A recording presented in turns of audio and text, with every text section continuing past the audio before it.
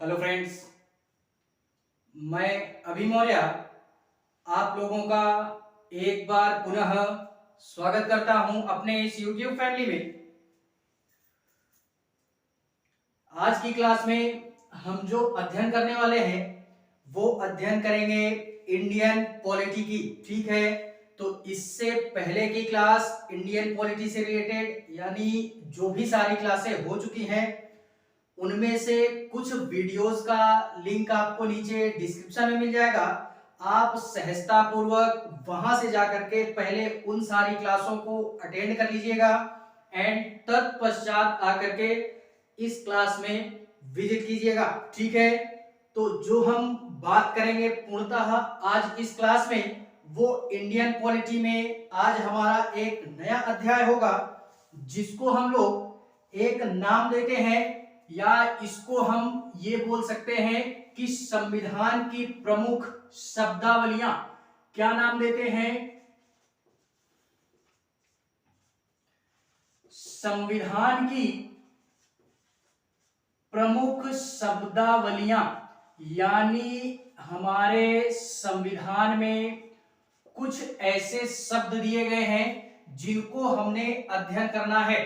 और Indian polity में यार हमारे कुछ ऐसे शब्द हैं जिनको पढ़ना हमारे लिए बेहद और बेहद आवश्यक है। ठीक है, और उन शब्दों का जो भी हमारा मीनिंग होता है या जो भी अर्थ होता है उसको यार अगर हम लोग बेहतरीन ढंग से समझते हैं तो इंडियन पॉलिटी में हमारी कमांड थोड़ा सा अच्छी हो जाती है। ठीक है, तो इससे पहले की जितनी भी सारी क्लासें हो चुकी हैं इस इंडियन पॉलिटी की श्रृंखला से रिलेटेड, आई होप यार आप लोगों को पसंद आ रही होगी और जो भी सारा सिस्टम होगा हम इस इंडियन पॉलिटी में पढ़ते चलेंगे। ठीक है, तो आज जो बात करेंगे वो बात करेंगे संविधान की प्रमुख शब्दावलियां।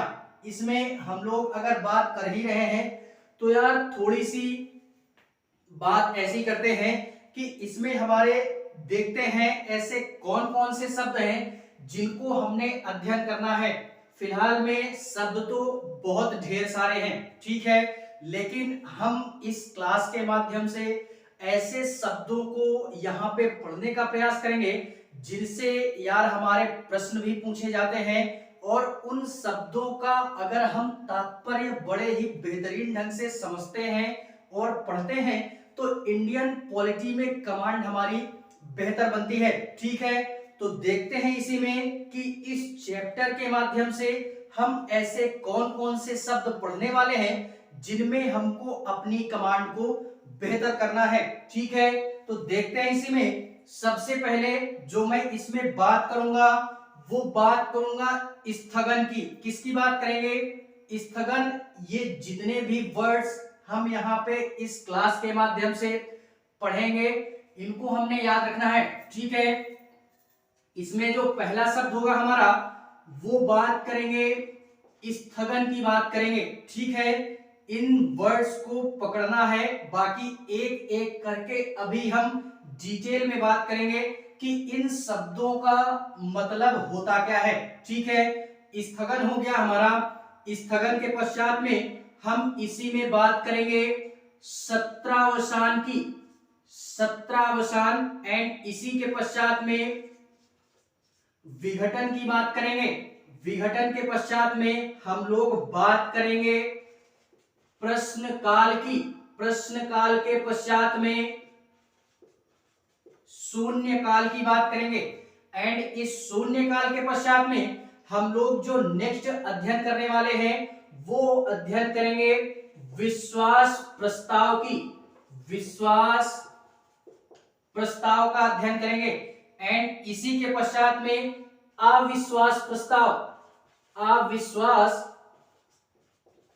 प्रस्ताव की बात करेंगे एंड इसी में जो हमने लास्ट अध्ययन करना है वो अध्ययन करेंगे स्थगन प्रस्ताव की। स्थगन प्रस्ताव का अध्ययन भी हम इस क्लास के माध्यम से करेंगे। ठीक है, तो फिलहाल में ये हमारे कुछ शब्द ऐसे हैं जिनको यार अगर हम पढ़ लेते हैं तो अगर संविधान में या संविधान जैसा जो भी हमारा ये टॉपिक है इसमें इन शब्दों से रिलेटेड अगर किसी भी प्रकार का कोई शब्द हमारे संविधान में या इंडियन पॉलिटी में दिखता है इन शब्दों से रिलेटेड, तो हम तुरंत यार पकड़ ले जाएंगे कि इस शब्द का मतलब हमारे होता क्या है। तो इसी कारणवश यार इन शब्दों को भी पढ़ना, और ये जो मैंने टॉपिक का नाम दिया संविधान की प्रमुख शब्दावलियां, इनको पढ़ना बेहद और बेहद आवश्यक हो जाता है हमारे लिए। ठीक है, तो इसी में हम एक एक करके यह देखते हैं कि स्थगन क्या होता है, सत्रावसान, विघटन, प्रश्नकाल, शून्यकाल, विश्वास प्रस्ताव, अविश्वास प्रस्ताव एंड स्थगन प्रस्ताव हमारा क्या होता है। इसको हम लोग एडजर्नमेंट बोलते हैं एंड इसको हम लोग प्रोरोगेशन के नाम से जानते हैं, एंड इसको हम लोग क्या बोलते हैं, विघटन को हम लोग डिसोल्यूशन ऐसे टाइप में बोल देते हैं, एंड प्रश्नकाल इसको हम लोग question hour, zero hour, and इसको हम लोग एक तरीके से बोले तो क्या बोलते हैं, मोशन टाइप में करके आता है एडजर्नमेंट मोशन, एंड इसको हम लोग एडजर्नमेंट मोशन के नाम से भी जानते हैं। ठीक है, तो इस प्रकार से ये कुछ हमारे ऐसे शब्द हैं इंडियन पॉलिटी के जिनको पढ़ना बेहद और बेहद आवश्यक होता है। इसी में हम लोग सर्वप्रथम जो बात करते हैं वो बात करते हैं स्थगन शब्द से तात्पर्य क्या होता है, या स्थगन शब्द से हम लोग क्या समझते हैं। ठीक है, तो स्थगन का मतलब ये होता है कि मानते हैं मेरी एक एक बातों को पकड़ना है। ठीक है, स्थगन से तात्पर्य ये है हमारा कि मानते हैं जैसे कि संसद है हमारी, क्या है, पार्लियामेंट्री सिस्टम है इंडिया में, जिसमें हम लोग ये जानते हैं कि हमारी क्या है, इंडिया में संसदीय व्यवस्था है। क्या है, संसदीय व्यवस्था है जो कि इंग्लैंड से ली गई है या ब्रिटेन से ली गई है। संसदीय व्यवस्था है हमारी, इन्हीं में हम लोगों ने अध्ययन करना है, आगे चल के अध्ययन करेंगे हम लोग, जिसमें हम लोग लोकसभा की बात करेंगे, लोकसभा, एंड सेकंड इसमें आता है हमारा राज्यसभा, राज्यसभा। ठीक है, तो ये हमारा संसद में दो सदन होते हैं, लोकसभा एंड राज्यसभा। इन्हीं में यार एक प्रकार से इस शब्द से तात्पर्य ये है कि लोकसभा और राज्यसभा में हम लोग ऐसा मानते हैं कि बैठक चल रही होती है, या किसी भी मुद्दे पर या किसी भी सारे सिस्टम पर संसद में हमारी बहस चल रही होती है, और जो भी हमारे लोकसभा के अध्यक्ष या राज्यसभा के सभापति होते हैं उनको ऐसा महसूस होता है कभी कभार कि ये जो संसदीय व्यवस्था है या जो संसद में हमारी बैठक चल रही है, इसमें किसी भी प्रकार का अगर जो भी हमारे सांसद वगैरह होते हैं वो कभी कभार हम लोग देखते होंगे कि ज्यादातर शोरगुल मचाने लगते हैं, संसद की कार्यवाही नियमित रूप से नहीं चल पाती है। तो इस कंडीशन में लोकसभा के जो अध्यक्ष होते हैं या राज्यसभा के जो सभापति होते हैं उनको ये महसूस होता है कि संसद की कार्यवाही में एक प्रकार से बोले तो स्थगन टाइप में कर दिया जाता है। स्थगन टाइप से ये मतलब है कि मानते हैं ना यार कि जैसे ही शोरगुल टाइप हुआ, संसद की कार्यवाही नियमित रूप से नहीं चल पाती है, तो उनको ये महसूस होता है कि यार अब हमारा ये जो बातचीत का मैटर है या ये जो सदन चल रहा है इसको हमने एक प्रकार से स्थगित करना चाहिए, क्योंकि ये लोग हमारी बात नहीं मान रहे हैं। तो इस कंडीशन में ये जो होते हैं ये संसद की कार्यवाही को थोड़ी देर के लिए या कभी कभी ऐसा महसूस होता है कि कभी कभी ऐसा होता है कि ये जो कार्यवाही चल रही होती है या इसमें बीच में कोई हमारा एक प्रकार से बोले तो दखल अंदाज टाइप हो जाता है, तो कभी कभी कुछ समय के लिए स्थगित किया जाता है, और यदि ये कार्यवाही नियमित सही नहीं होती है तो कुछ घंटों के लिए किया जाता है, कुछ दिनों के लिए भी स्थगित कर दिया जाता है। और यदि लोकसभा के अध्यक्ष या इसके पश्चात में राज्यसभा के सभापति इनको ये महसूस होता है कि अब इस पूरे सत्र में ये जो हमारी कार्यवाही चल रही है नियमित रूप से, इनमें इन सांसदों के द्वारा या इनमें जो भी हमारे सदस्य हैं इनके द्वारा बैठक को नियमित रूप से नहीं चलने दिया जा रहा, तो तो हम इस सदन को पूरे के पूरे सत्र के लिए क्या कर देंगे, स्थगित कर देंगे। ठीक है, तो ये इसी मतलब शब्द से तात्पर्य यही है कि बैठक को रोक देना ही हमारा क्या कहलाता है, स्थगन कहलाता है। या एक प्रकार से हम लोग ये समझ गए होंगे कि स्थगन होता क्या है। ठीक है, तो संसद की कार्यवाही में जो भी हमारे संसद के सदस्य होते हैं वो यार दखल देने लगते हैं बीच में, या कार्यवाही को नियमित रूप से नहीं चलने दिया जाता, तो इस कंडीशन में लोकसभा के अध्यक्ष या जहां भी हमारी ये बैठक चल रही होती है, चाहे लोकसभा में हो या राज्यसभा में हो, तो उन अध्यक्षों के माध्यम से या सभापति के माध्यम से ये ऐसा कंडीशन कर दिया जाता है कि कभी कभी कुछ समय के लिए, और यदि ये कार्यवाही और सही नहीं होती है, ज्यादा दखल दिया जाता है, वहां के सदस्य नियमित रूप से सदन को नहीं चलने देते हैं, तो कुछ घंटों के लिए, और यदि एकदम से सही नहीं होता है तो इसको पूरे सत्र के लिए अध्यक्ष महोदय क्या करते हैं, स्थगित कर देते हैं। इसी को हम लोग क्या बोलते हैं, स्थगन के नाम से भी जानते हैं, या जिसको हम एडजर्नमेंट के नाम से भी जानते हैं। ठीक है, इसी में अगर व्यवहारिक भाषा में समझना चाहें तो मानते हैं, जैसे अभी हमारी आज कितनी तारीख है कि एक तरीके से बोले 8 तारीख है, मानते हैं कि 8 तारीख से संसद में हमारी बैठक स्टार्ट हो रही है।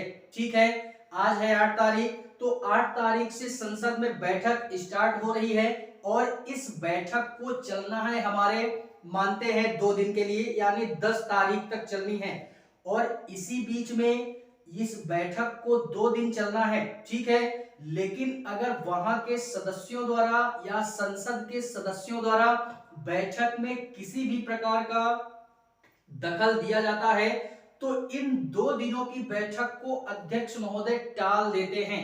इस बैठक को टाल दिया जाएगा, यानी स्थगित कर दिया जाएगा। अब ये बैठक हमारी नहीं होगी।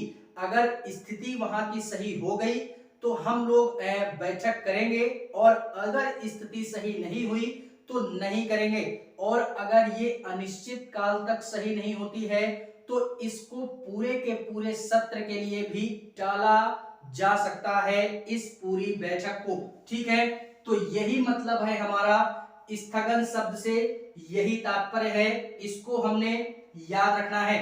एंड सेकेंड बात करना है सत्रावसान की। ये सत्रावसान क्या होता है, या इस शब्द से हम क्या समझते हैं, तो सत्र का मतलब होता है बैठक, और सत्रावसान से क्या मतलब होता है, इसको हम लोग बैठक की समाप्ति भी बोल सकते हैं।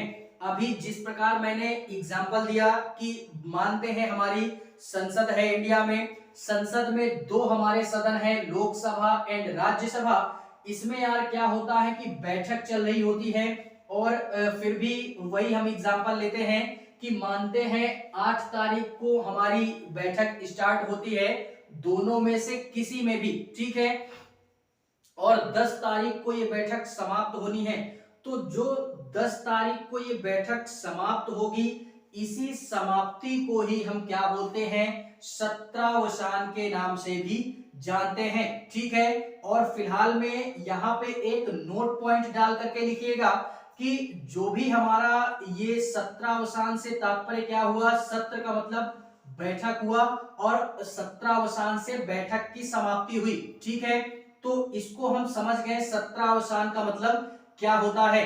लेकिन यहीं पे एक नोट हम ये डालते हैं, 1 रुपए की नोट डाल करके लिखना, हमको देने में आसानी, आपको रखने में आसानी। क्या होता है कि इसमें ये बोलना कि एक प्रकार से ये जो भी हमारा संसद है, यहाँ पे कम से कम 2 सत्र हमारे अनिवार्य हैं, यानी पूरे के पूरे साल में 2 बैठकें संसद में होनी अनिवार्य है। पूरे के पूरे साल में 2 बैठक संसद में होंगी ही होंगी, ये अनिवार्य कर दिया गया है। ठीक है, 2 बैठक अनिवार्य है संसद में, एंड इसी में यार 2 बैठक कम से कम अनिवार्य है, और इन 2 बैठकों के मध्य में 6 मंथ का या 6 महीने का अंतर होना चाहिए। एक पूरे के पूरे साल में 6 महीने में एक बैठक एंड दूसरे 6 महीने के अंदर ये दूसरी बैठक इस संसद के अंतर्गत होगी ही होगी। ठीक है, तो इस शब्द को भी हमने क्या पकड़ना है, पकड़ करके रखना है। और एक दूसरी नोट यहाँ पे डाल करके ये लिखेंगे, 2 रुपए की नोट यहाँ पे डालते हैं, इसको छोटी सी नोट, आपको रखने में आसानी, हमको देने में आसानी।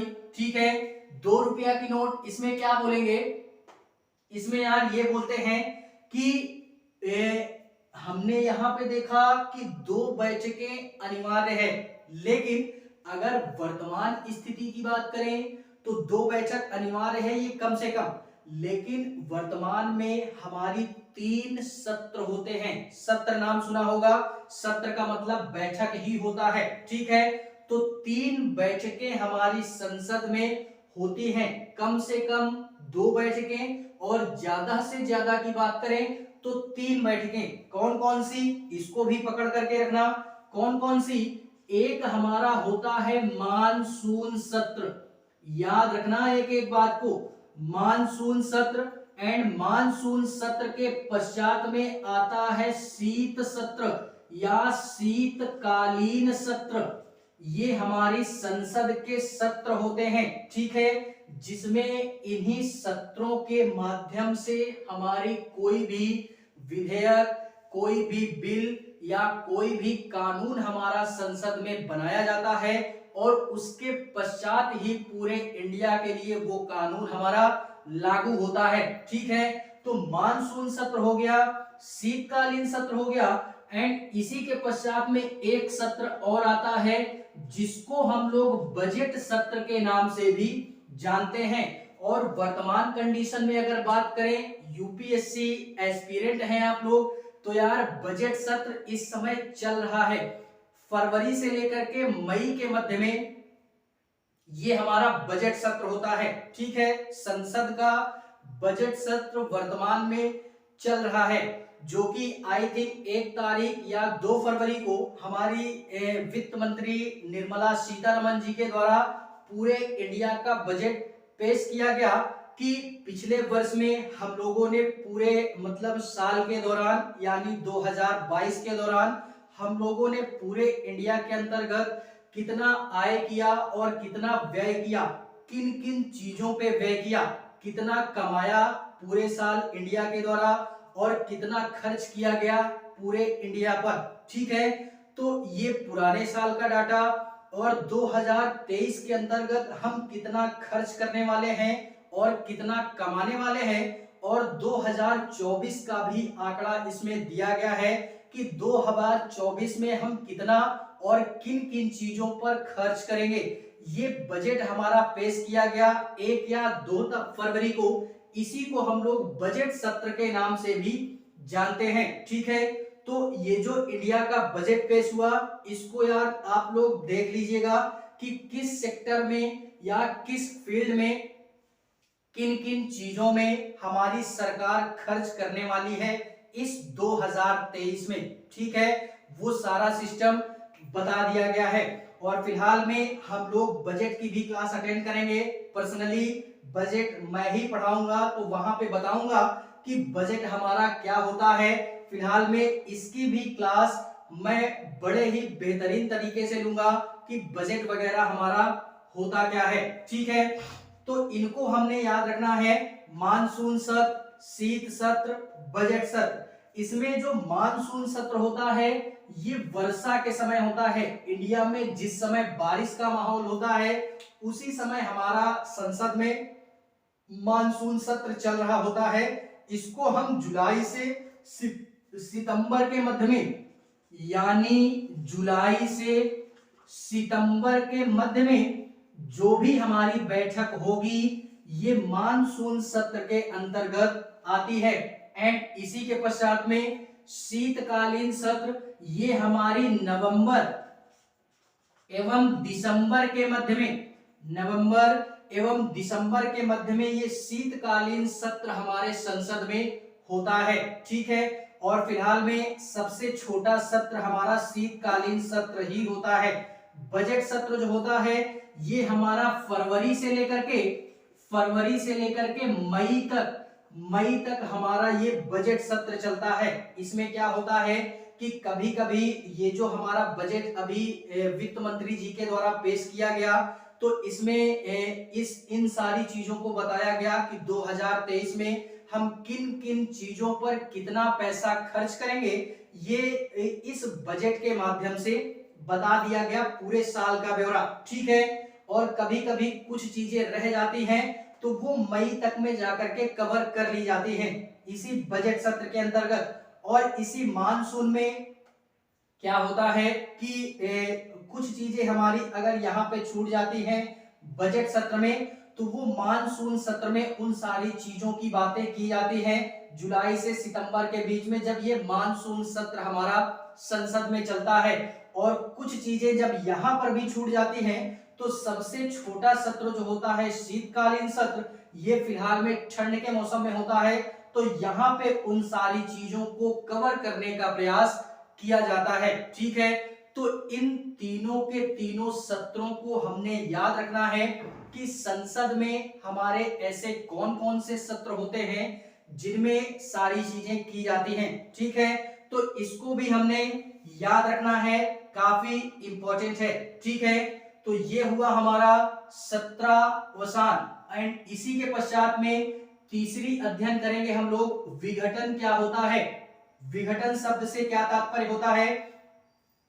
विघटन से हम लोग ये एक प्रकार से इन दोनों में डिफरेंस समझना। पहली बात, ये स्थगन में और विघटन में डिफरेंस ये होता है, इसको कुछ समय के लिए, कुछ दिन के लिए या अनिश्चित काल के लिए स्थगित किया जाता है, ये स्थगन का मतलब हुआ। लेकिन ये जो विघटन होता है इसका मतलब होता है पुनः चुनाव, यानी पुनः चुनाव किया जाएगा, पुनः निर्वाचन। किसका निर्वाचन? जो हमारे संसद के सदस्य होंगे, जिनकी सरकार होगी, अर्थात अभी मोदी जी की सरकार है जो कि लोकसभा से हमारे, देखते हैं इसी में हम लोगों ने क्या पढ़ा कि इसमें पुनः चुनाव होता है। जैसे अभी फिलहाल में वर्तमान में मोदी जी की सरकार है, तो इनके जो हमारे सदस्य होंगे या इनके जो मंत्री हैं, जिनके द्वारा या एक प्रकार से बोले संसद में जो भी इनके मंत्री हैं, जिनको हम सरकार बोलते हैं, यानी जो भी हमारी मंत्रिपरिषद है इसी को हम सरकार बोलते हैं। ठीक है। तो जो भी मंत्री हैं संसद में, इनका पुनः निर्वाचन होगा, इसी को हम लोग क्या बोल देंगे? विघटन के नाम से जानते हैं। और यह जो विघटन होगा, ये दो प्रकार से विघटन हमारा हो सकता है। कैसे? और इस विघटन की घोषणा राष्ट्रपति महोदय के द्वारा की जाती है। इसका प्रावधान संविधान के अनुच्छेद 85 के अंतर्गत किया गया है कि राष्ट्रपति महोदय क्या करेंगे? राष्ट्रपति महोदय हमारे लोकसभा का विघटन कर सकते हैं। और एक बात यहाँ पे ये याद रखना कि विघटन केवल और केवल लोकसभा का होगा, ना कि राज्यसभा का होगा। ऐसा क्यों? ऐसा इस कारणवश क्योंकि सरकार जो बनती है इंडिया में, वो केवल और केवल लोकसभा से बनती है, राज्यसभा से सरकार नहीं बनती है। ये बात हमने याद रखनी है। जिस कारणवश अभी जो हमारे मोदी जी हैं या इनकी जो सरकार बनी है, ये लोकसभा के सदस्य थे हमारे, तब इनको प्रधानमंत्री के पद पर नियुक्त किया गया। ठीक है।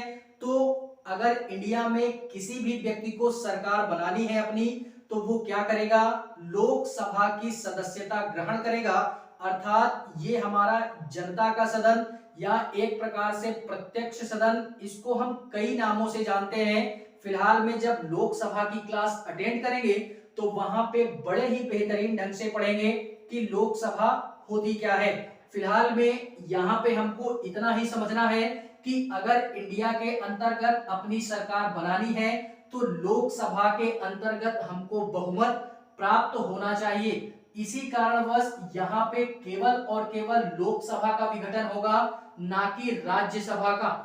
राज्यसभा उच्च सदन होता है और स्थायी सदन होता है, तो उसका हमारा विघटन कभी भी नहीं होगा। ठीक है, और ये जो लोकसभा का विघटन होगा इसको राष्ट्रपति महोदय के द्वारा किया जाता है अनुच्छेद 85 के तहत, जो कि संविधान में बाकायदा अनुच्छेद 85 ये बोलता है कि मेरे द्वारा अर्थात मैं अनुच्छेद आर्टिकल 85 ये मतलब एक प्रकार से बोलूं तो मैं ये प्रावधान करता हूं कि मेरे द्वारा लोकसभा का विघटन किया जा सकता है।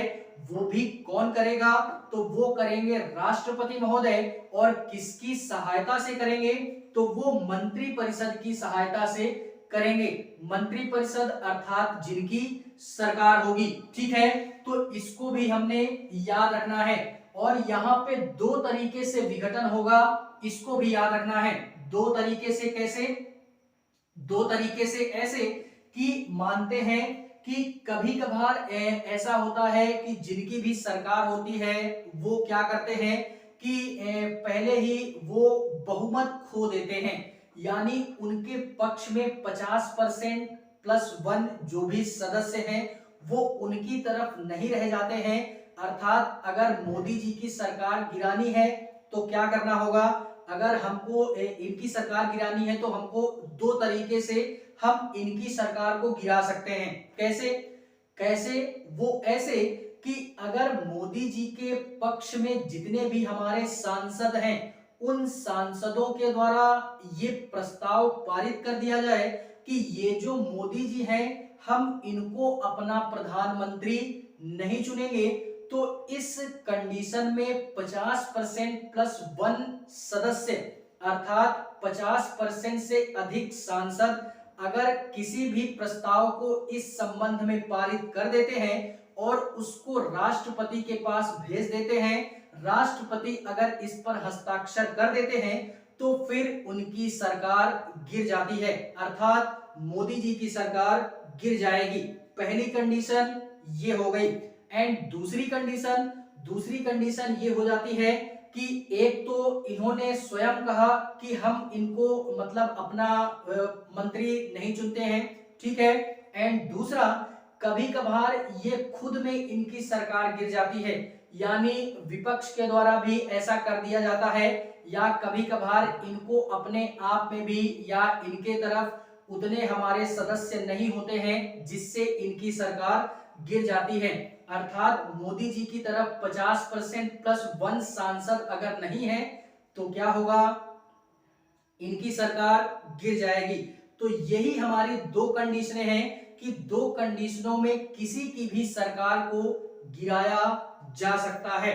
ठीक है, तो इसी को हमने विघटन बोलते हैं। और जाहिर सी बात है सरकार गिर गई तो यार क्या होगा, पुनः चुनाव होगा। ऐसा नहीं है कि मतलब चुनाव नहीं होगा, स्थगन तो हुआ नहीं तो पुनः चुनाव करवाया जाएगा, अर्थात विपक्ष को भी इसमें मतदान का अवसर मिलेगा। तो क्या होगा कि पुनः चुनाव होगा लोकसभा के विघटन के पश्चात में। ठीक है, और फिर से अगर ये सारी कंडीशनें फॉलो होती हैं तो फिर से चुनाव होता है, और अगर 50% प्लस 1 सदस्य किसी के भी तरफ आ जाते हैं तो उनकी सरकार बन जाती है। ठीक है, तो इसको हमने याद रखना है।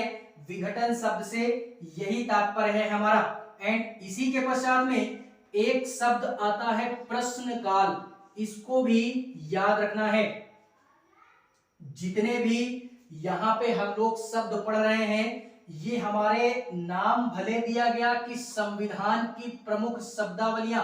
संविधान ने क्या अपनाया, संविधान ने संसदीय सिस्टम को अपनाया, और संसदीय सिस्टम किसकी देन है, ब्रिटेन की देन है, अर्थात इंग्लैंड की देन है, अंग्रेजों की देन है। ठीक है, तो इसी संसदीय सिस्टम में या इसी संसद के अंतर्गत ये सारे शब्द प्रयोग होते हैं, और फिलहाल में हम इनको शब्दों के माध्यम से पढ़ते हैं, लेकिन ये सारे के सारे कार्य हमारे संसद में होते हैं जिनको हमने एक नाम दिया बेसिकली प्रॉपरली, और उन्हीं नामों से हम इनको जानते हैं, मानते हैं। कि संसद में बैठक स्थगित कर दी गई कुछ देर के लिए, उसको हमने एक नाम दे दिया, स्थगन दे दिया। संसद में हमको बैठक बुलानी है, उसको भी प्रॉपरली हमने एक नाम दे दिया, सत्रावसान। एंड संसद का हमको विघटन करना है, या एक प्रकार से बोले राष्ट्रपति जी के द्वारा किसी की भी सरकार अगर गिर जाती है, पुनः चुनाव करवाना है, विघटन नाम दे दिया। इसी तरीके संसद में हमारी बैठक चल रही है, तो उसमें जो भी हमारे विपक्ष दल के नेता होते हैं, वो जिनकी सरकार होती है, उनसे हमारे कुछ प्रश्न पूछते हैं, तो उसको हमने प्रश्नकाल नाम दे दिया। ठीक है, तो इसी तरीके ये प्रॉपरली संसद में चलने वाले कुछ हमारे कार्य हैं, जिनको हमने प्रॉपरली एक नाम से संबोधित किया, जिससे हमको पढ़ने में और समझने में आसानी हो। ठीक है, तो यही हम पढ़ते हैं। इस प्रश्नकाल के अंतर्गत दो प्रकार के प्रश्नकाल आते हैं। ठीक है, यानी जिसकी भी सरकार होती है, अर्थात जो भी हमारी सरकार है, फॉर एग्जाम्पल, फिर से एक एग्जाम्पल लेते हैं, मोदी जी की सरकार है और इनको संसद में क्या किया गया कि संसद में एक प्रकार से बैठक चल रही है, बुलाया गया, क्योंकि लोकसभा में यार जवाब देना पड़ता है कि पूरे साल आपने क्या काम किया, क्या काम किया। ठीक है, तो मोदी जी के जो भी हमारे मंत्री होंगे अलग अलग क्षेत्रों के, वो अपना अपना ब्यौरा देंगे। फॉर एग्जाम्पल, जो भी हमारे सड़क परिवहन मंत्री होंगे, ये अपने फील्ड का ब्यौरा देंगे कि पूरे इंडिया के अंतर्गत कौन कौन सी सड़कों का निर्माण करवाया, कितनी सड़कों का निर्माण करवाया। ये विपक्ष के नेता बाकायदा क्वेश्चन करते हैं कि इसका हमको प्रमाण दीजिए कि आपने अपने सरकार में क्या काम किया। ठीक है, और इसी प्रकार से जो और अन्य मंत्री होंगे, रेल मंत्री हो गया, इसी प्रकार से उनसे भी प्रश्न पूछा जाएगा। शिक्षा मंत्री हो गए, उनसे भी बाकायदा प्रश्न पूछा जाएगा, शिक्षा के क्षेत्र में आपने कितना खर्च किया अपनी सरकार में। ठीक है, तो ये जितने भी हमारे सारे कार्य होंगे, ये विपक्ष के नेताओं के द्वारा क्या किए जाएंगे, बाकायदा संसद में प्रश्न किया जाएगा, जिनकी सरकार होगी।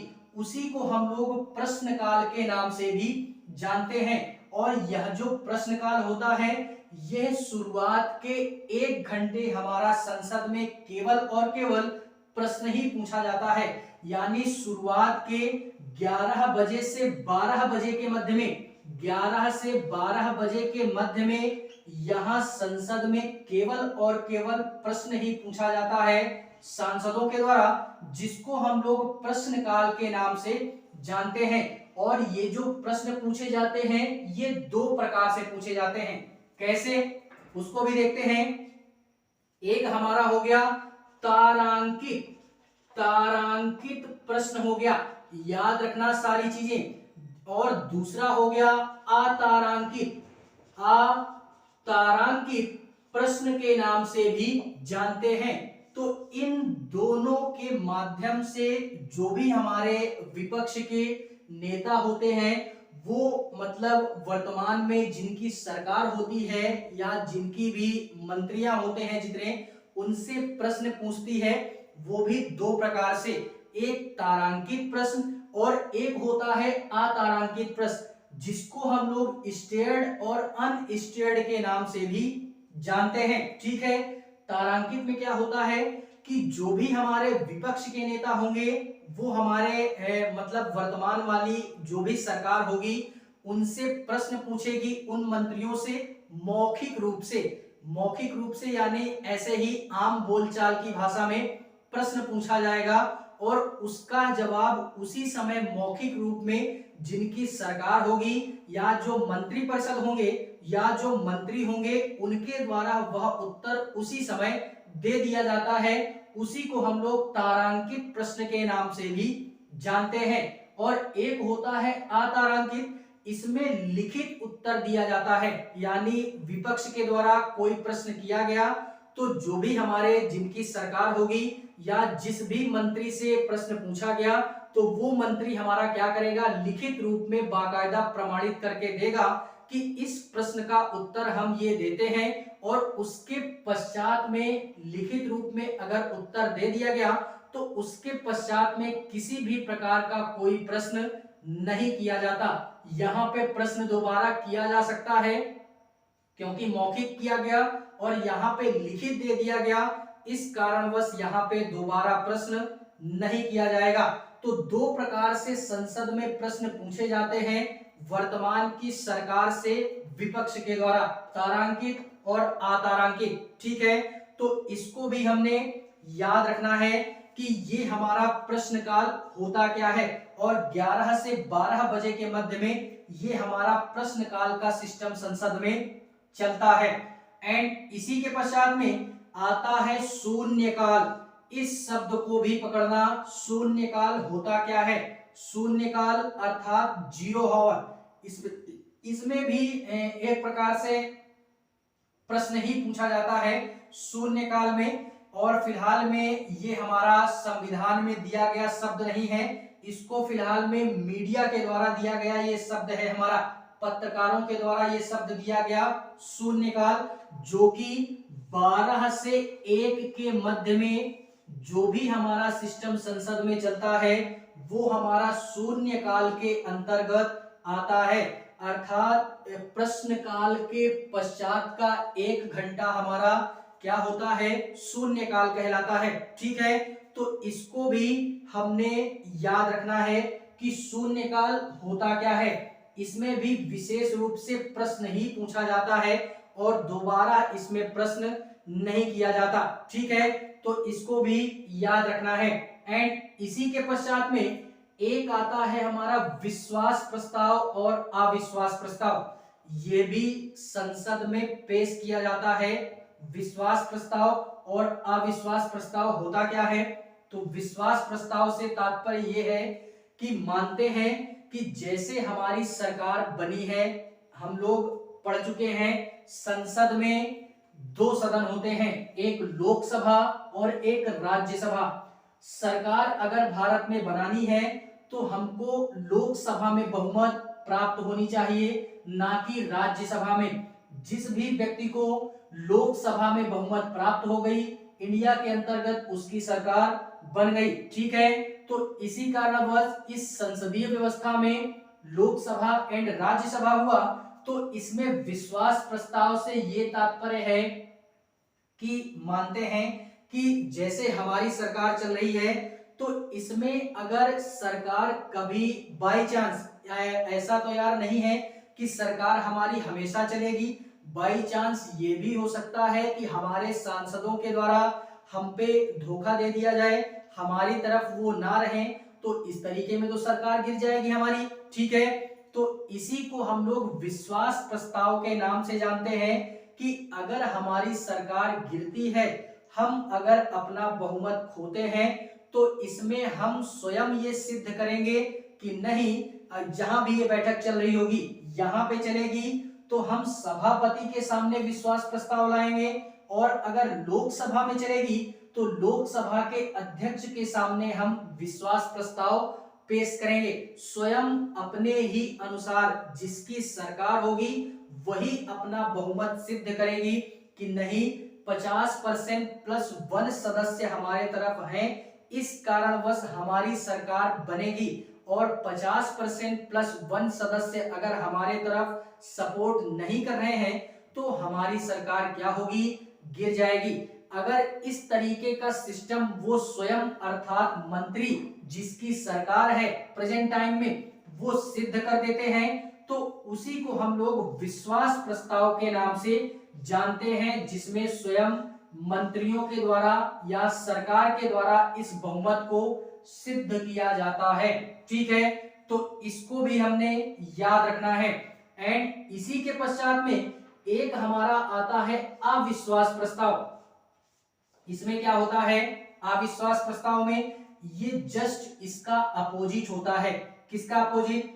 विश्वास प्रस्ताव का अपोजिट हमारा होता है अविश्वास प्रस्ताव। इसमें जिसकी सरकार है वही बहुमत सिद्ध करता है, मेरे शब्दों को पकड़ना है। ठीक है, एंड इसमें क्या होता है? अविश्वास प्रस्ताव में इसमें विपक्ष के द्वारा बहुमत को सिद्ध किया जाता है। और एक बात ये भी याद रखना कि इंडिया में यार अगर विपक्ष का दर्जा हासिल करना है तो भी 50% प्लस 1 वोट होनी चाहिए, तभी आप विपक्ष का दर्जा प्राप्त कर पाएंगे। वर्तमान में जो भी हमारी पार्टियां हैं इंडिया के अंतर्गत, बीजेपी हो गई, कांग्रेस हो गई, सपा हो गई, बसपा हो गई, तो इनमें विपक्ष का दर्जा किसको प्राप्त है? यार मोदी जी के विपक्ष में किसकी सरकार है? यानी विपक्ष में जो भी है वो कांग्रेस है, और बाकी ये दोनों पार्टियां नहीं हैं। क्यों? क्योंकि मैंने अभी ये बोला कि सरकार बनानी है तो भी 50% प्लस 1 वोट होनी चाहिए, और अगर विपक्ष का भी दर्जा प्राप्त करना है तो 50% से अधिक वोट अगर आपके तरफ है तभी आप विपक्ष का दर्जा प्राप्त कर सकते हैं। इससे कम वोट अगर आपको मिली तो आप विपक्षी भी नहीं बन सकते, ऐसा भी प्रावधान किया गया है। ठीक है, तो यार विपक्षी के लिए भी वोटों की आवश्यकता है, जिसको अभी वर्तमान में बात करें तो कांग्रेस है हमारी विपक्ष में, बीजेपी के विपक्ष में। ठीक है, तो संसद में जो भी हमारी कार्यवाही होगी इन्हीं दोनों के मध्य में होगी, और जो भी हमारा प्रश्न वगैरह किया जाएगा वो इन्हीं दोनों के या इन्हीं दोनों पार्टियों के मध्य में किया जाएगा। ठीक है, तो इसको भी हमने याद रखना है। अविश्वास प्रस्ताव मैंने यही बोला कि इसमें विपक्ष के द्वारा सिद्ध किया जाता है कि इनकी वर्तमान में जो सरकार है ये यानी ये भी अगर लोकसभा में बैठक चल रही है तो मानते हैं कि कांग्रेस के द्वारा लोकसभा में अविश्वास प्रस्ताव लाया जाएगा, अगर राज्यसभा में चल रही है तो राज्यसभा में लाया जाएगा। ठीक है, लेकिन फिलहाल में विपक्षी दल के नेता के द्वारा जिनकी भी सरकार है वर्तमान में, उनके ऊपर ये प्रस्ताव लाया जाएगा कि ये जो हमारी सरकार प्रेजेंट में चल रही है इनको बहुमत नहीं प्राप्त है, ये ऐसा हम सिद्ध करते हैं, या मैं और मेरी जो मंत्रिपरिषद है मैं उनके द्वारा ये सिद्ध करता हूं कि ये वर्तमान में जो सरकार है इनके पास 50% प्लस 1 सदस्य नहीं है, अर्थात सांसद नहीं है, तो इनकी सरकार क्या होनी चाहिए? गिरनी चाहिए और पुनः चुनाव होना चाहिए। ठीक है, तो इस प्रकार से इसमें जो ये अविश्वास प्रस्ताव होगा इसमें विपक्ष के द्वारा लाया जाएगा, और ये जो विश्वास प्रस्ताव होगा इसमें जिसकी सरकार होगी वही सिद्ध करेगा। ठीक है, कि हमारी सरकार बननी चाहिए या नहीं बननी चाहिए।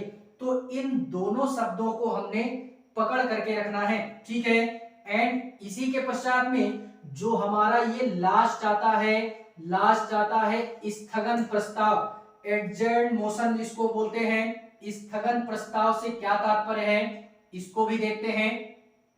स्थगन प्रस्ताव से तात्पर्य ये है, अभी हम लोगों ने क्लास की स्टार्टिंग की थी तो पढ़ा था शुरुआत में स्थगन के बारे में, जस्ट उसी प्रकार हमारा ये स्थगन प्रस्ताव भी है कि संसद में मानते हैं 2 सदन होते हैं, लोकसभा एंड राज्यसभा। ठीक है, दोनों में से किसी में भी बैठक चल रही है संसद की। ठीक है, तो उसमें क्या होता है कि मानते हैं लोकसभा में या राज्यसभा में किसी में भी बैठक चल रही है और उसी समय क्या होता है कि अन्य कोई दूसरा मुद्दा हमारा बेहद और बेहद आवश्यक मुद्दा है, उस पे चर्चा होनी चाहिए। तो अब क्या करें, क्योंकि अभी तो जो हमारी बहस चल रही है वो दूसरे मुद्दे पे चल रही है, और ये हमारा जो नया मुद्दा आया ये है तो बेहद इंपॉर्टेंट, तो इस पे भी हमारी कार्यवाही होनी चाहिए या इस मुद्दे पे भी बात होनी चाहिए इसी समय, क्योंकि आवश्यक है इस मुद्दे पे बात करना। तो अब इस कंडीशन में क्या किया जाए, इस कंडीशन में जो हमारी या जिस भी सदन में ये हमारी पहले वाली चर्चा चल रही होती है इसको रोक दिया जाता है, अर्थात 50% प्लस 1 सदस्यों की बहुमत से अगर ये बात कह दी जाती है कि ये जो हमारा पहले वाला मुद्दा है इसको यहीं पे रोक दिया जाए, और ये जो लोकहित में या सार्वजनिक हित में ये जो नया मुद्दा आया है इस पे चर्चा होनी चाहिए जो कि बेहद और बेहद आवश्यक है, तो क्या होता है कि ये प्रस्ताव पारित कर दिया जाता है 50% प्लस 1 सदस्यों की सहायता से कि अब ये जो हमारी नियमित कार्यवाही या नियमित मुद्दा जो चल रहा था इसको यहीं पे रोक करके इस नए मुद्दे पे चर्चा हमारी होनी चाहिए। तो ये अगर सिस्टम ऐसा हो जाता है तो इसी को हम लोग क्या बोलते हैं, स्थगन प्रस्ताव के नाम से भी जानते हैं। स्थगन प्रस्ताव यही बोलता है कि पहले वाली चर्चा को रोक करके किसी नए चर्चा पे जो लोक हित में है, जनता के हित में है, उस पे चर्चा होनी चाहिए। इसी को हम लोग स्थगन प्रस्ताव के नाम से भी जानते हैं। ठीक है, तो फिलहाल में ये थे हमारे कुछ ऐसे शब्द जो कि संविधान की प्रमुख शब्दावलियों के नाम से इस टॉपिक को हम लोगों ने कवर करने का प्रयास किया। और फिलहाल में हमको ये शब्द समझना है कि संविधान ने किसको अपनाया है। संविधान ने पार्लियामेंट्री सिस्टम को अपनाया है, अर्थात संसद को अपनाया है। संसद में क्या होती है, संसद में होती है बहुमत की सरकार, संसद में होता है बहुमत द्वारा निर्णय, संसद में होता है अगर कोई भी विधेयक पारित तो वो बहुमत के आधार पे ही होता है। ठीक है, तो इसी कारणवश संसदीय सिस्टम इंग्लैंड की देन है, अंग्रेजों की देन है, जो कि बेहद और बेहद आवश्यक है। ठीक है, इसी संसद में कोई हमारा सिस्टम होता है, उसी के पश्चात पूरे इंडिया में वो लागू होता है एक कानून के रूप में। ठीक है, तो फिलहाल में ये थी हमारी आज की नई क्लास जो भी इंडियन पॉलिटी की थी। क्लास अगर अच्छी लगे तो लाइक करें, कमेंट करें और चैनल को सब्सक्राइब जरूर करें। बाकी मिलते हैं इसी इंडियन पॉलिटी की श्रृंखला में किसी नए चैप्टर पे। क्लास अगर अच्छी लगे तो शेयर भी कीजिएगा। बाकी मिलते हैं नए अध्याय में, तब तक के लिए जय हिंद।